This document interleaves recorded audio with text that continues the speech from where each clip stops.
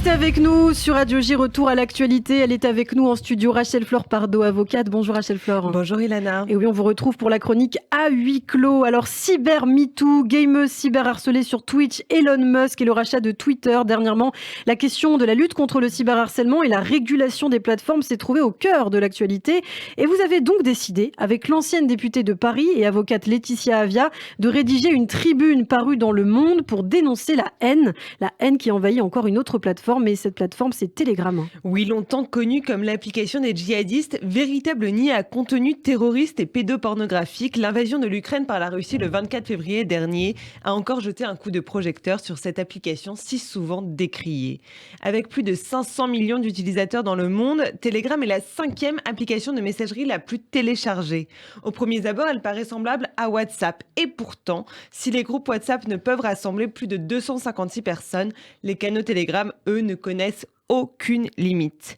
Telegram a été créé en 2013 par le russe Pavel Durov, qui, comme Elon Musk, se revendique libertarien. C'est sa réputation de messagerie hautement sécurisée, protégeant les données, et sa modération quasi inexistante qui séduisent ses utilisateurs. Alors, les internautes bannis des grandes plateformes y trouvent refuge. Boucle après boucle, des fils échangent entre propagandistes du Kremlin, réseaux de néo-nazis, de pédophiles ou de complotistes. L'UNESCO a récemment révélé que près de la moitié des contenus liés à la Shoah sur Telegram sont négationnistes. C'est aussi sur Telegram que se multiplient les comptes ficha, ces groupes dans lesquels sont massivement diffusées des images intimes de femmes sans leur consentement. Plus récemment, la guerre en Ukraine a montré à quel point cette application pouvait être un outil de diffusion massive de désinformation, au point même d'inquiéter son fondateur qui, en février, a déclaré ne pas avoir la possibilité de vérifier l'exactitude des informations publiées sur ces canaux. Alors, comment fonctionne Telegram concrètement ? Comment l'application est-elle régulée, dirigée ? En réalité, Telegram semble ne rendre de compte à personne. 10 ans après sa création, elle demeure une entité très opaque et tout ce qui touche de près à l'entreprise est couvert du secret. Aucun représentant en France ou en Europe, aucun rapport de transparence, pas d'informations sur son chiffre d'affaires, son nombre de salariés, son actionnariat ou encore la localisation de ses serveurs. Un nomadisme international et un millefeuille juridique avec un siège social tantôt à Dubaï, tantôt dans le Delaware ou dans les îles Vierges britanniques. Chez Telegram, tout est pensé pour se mettre à l'abri des États, que ce soit en matière fiscale ou judiciaire. Alors, dans les procédures pénales françaises, les procès-verbaux ainsi rédigés s'accumulent.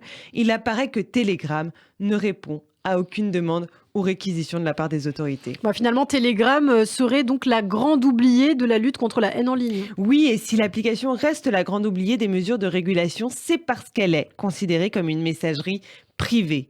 Pourtant, la jurisprudence française sur ce point est claire. Lorsqu'un message est accessible à un grand nombre de personnes et dépasse un cercle restreint, alors il est considéré comme un propos tenu en public. Lorsqu'une application permet de transmettre des informations massivement via des canaux de communication comportant des centaines de milliers de personnes, elle n'est donc plus une messagerie privée, mais bien une plateforme de communication publique qui doit être régulée comme telle.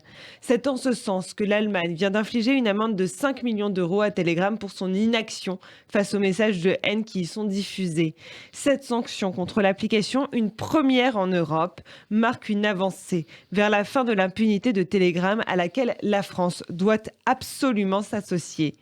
Oui, en France aussi, à quelques jours de la journée nationale de lutte contre le harcèlement, il est urgent que les pouvoirs publics, l'Arcom et la justice se saisissent enfin du sujet Telegram, où la haine et les violences sans filtre ont trop duré. Un sujet que vous avez pris en tout cas à bras le corps. Merci beaucoup Rachel Flore Pardo, avocate. On vous retrouve tous les mardis matins avec Karen Noblinski sur Radio J. À bientôt. Merci.